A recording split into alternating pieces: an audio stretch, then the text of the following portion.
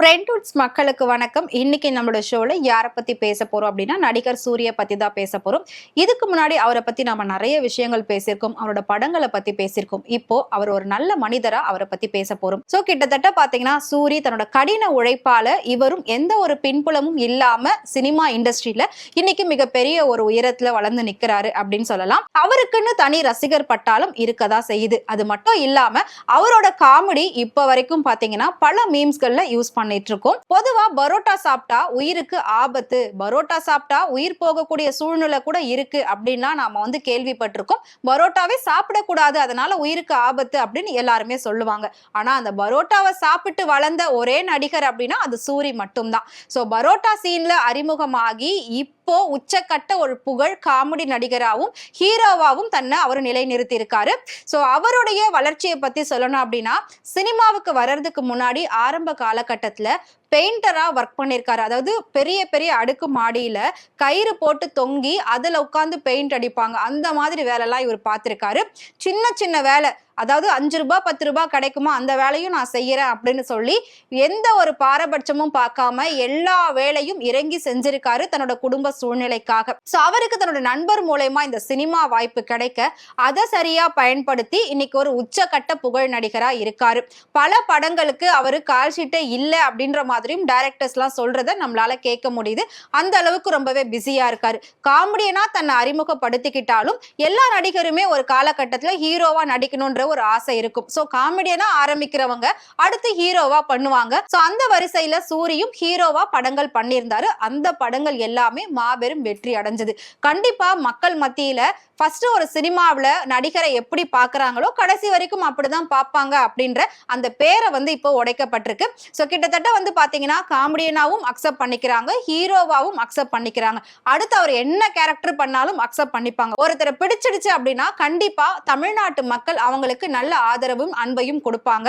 இதுல எந்த ஒரு சந்தேகமும் கிடையாது. சோ அதுக்கப்புறம் சூரி பல படங்கள்ல ஹீரோவா நடிக்க ஆரம்பிச்சாரு. சோ ஹீரோவா நடிக்க ஆரம்பிச்சதுக்கு அப்புறமா ஒரு ஃபங்க்ஷன்ல அவர் ஒரு சூப்பரான விஷயத்த சொல்லியிருந்தார்.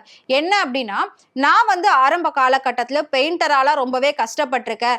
₹1 சம்பளத்தை பார்க்கணும் அப்படின்னா அதுக்கு நான் அவ்வளோ கஷ்டப்படுவேன். அந்த ₹1 சம்பளத்தை நான் பார்க்கும்போது அவ்வளோ சந்தோஷப்படுவேன். அந்த வகையில இப்போ கடவுள் எனக்கு ரொம்பவே அளவுக்கு அதிகமா கொடுத்திருக்காரு. எனக்கும் என்னோட குடும்பத்துக்கும் தேவையான எல்லாத்தையும் நான் சம்பாதிச்சிட்டேன். சோ சம்பளம் அப்படின்றது தனக்கு தேவையான அளவுக்கு மட்டும் இருந்தா போதும், நம்மளோட அளவுக்கு மீறி வேணாம், அப்புறம் அதுவே நமக்கு பெரிய கஷ்டமாயிடும் அப்படின்றதுக்காக எனக்கும் என்னோட குடும்பத்துக்கும் தேவையான சம்பாத்தியத்தை நான் சம்பாதிச்சிட்டேன். அதை வச்சு நான் ரொம்பவே சந்தோஷமா இருக்கேன். இதுக்கப்புறம் நான் பண்ணக்கூடிய படங்கள் ஹீரோவா இருந்தாலும் சரி, காமெடியனா இருந்தாலும் சரி, இது ரெண்டுத்திலயும் கிடைக்கக்கூடிய சம்பளத்தை ஏழை எளிய மக்களுக்கு என்ன மாதிரி கஷ்டப்படக்கூடிய நிறைய பேருக்கு நான் உதவி பண்ணணும் அப்படின்னு நினைக்கிறேன் அப்படின்னு சொல்லியிருந்தாரு. சோ அது சொன்னதுக்கு அப்புறமா அந்த வீடியோ பயங்கர வைரல் ஆயிருந்தது. அவர் சொன்னது மட்டும் இல்லாம அதே மாதிரி செய்யவும் ஆரம்பிச்சாரு. அவரோட சொந்த ஊர்ல கஷ்டப்படுற ஏழை எளிய மக்களுக்கு நிறைய உதவிகள் பண்ணாரு. இதெல்லாம் பெரிய அளவுல வெளியில தெரியறது இல்ல. இருந்தாலும் அவர் இப்ப வரைக்கும் நிறைய சமூக சேவைகள் பண்ணிட்டு இருக்காரு. பணத்தை சம்பாதிக்க எப்படி கஷ்டப்படுவோம் அப்படின்றது தெரியும். அந்த பணத்தை சரியா யூஸ் பண்ணணும் அப்படின்றதுக்காகவே ஒவ்வொரு விஷயத்தையும் பார்த்து பார்த்து யோசிச்சு யாருக்கெல்லாம் எது தேவையோ, ரொம்ப அதிகமான தேவை இருக்கா அவங்களுக்கு அதை பூர்த்தி செய்யணும் அப்படின்னு சொல்லி எல்லாத்தையும் அவர் ஒரு டீம் வச்சு பண்ணிட்டு இருக்காரு. அந்த வகையில ரீசெண்டா அவங்களோட பெரியமாவுக்கு உடம்பு சரியில்லாம போயிருக்கு. பெரியமாவுக்கு உடம்பு சரியில்லாம போனதுனால மதுரையில போயிட்டு ஒரு ஹாஸ்பிட்டல்ல அட்மிட் பண்ணிருக்காங்க. அந்த ஹாஸ்பிட்டல்ல பேஷண்ட்டுகளுக்கு ஒரு நல்ல சாப்பாடு கிடைக்கல, நல்ல தண்ணி கிடைக்கல அப்படின்ற மாதிரி ரொம்பவே ஃபீல் பண்ணிருக்காங்க. அப்போ அவங்க பெரியம்மா ஒரு வார்த்தை சொல்லியிருக்காங்க, இந்த இடத்துல நீ ஏன் சின்னதா ஒரு ஹோட்டல் ஆரம்பிக்க கூடாது, இங்க ஒரு நல்ல சாப்பாடு கிடைக்கல, ஏதாவது உன்னால முடிஞ்சதை இங்க இருக்கிறவங்களுக்கு பண்ணு அப்படின்னு சொல்லியிருக்காங்க. அதை மைண்ட்ல வச்சிட்டு இருந்த சூரி அங்க ஒரு ஹோட்டல் ஆரம்பிக்கணும் அப்படின்னு நினைச்சு ஹோட்டலையும் ஆரம்பிச்சிருக்காரு. ஹோட்டல் ஆரம்பிச்சது இல்லாம அங்க உள்ள பேஷண்ட் எல்லாருக்குமே 24 hours ஃப்ரீயா ஹாட் வாட்டர் கிடைக்கிற மாதிரியான ஃபெசிலிட்டிஸ் அவர் பண்ணி கொடுத்திருக்காரு.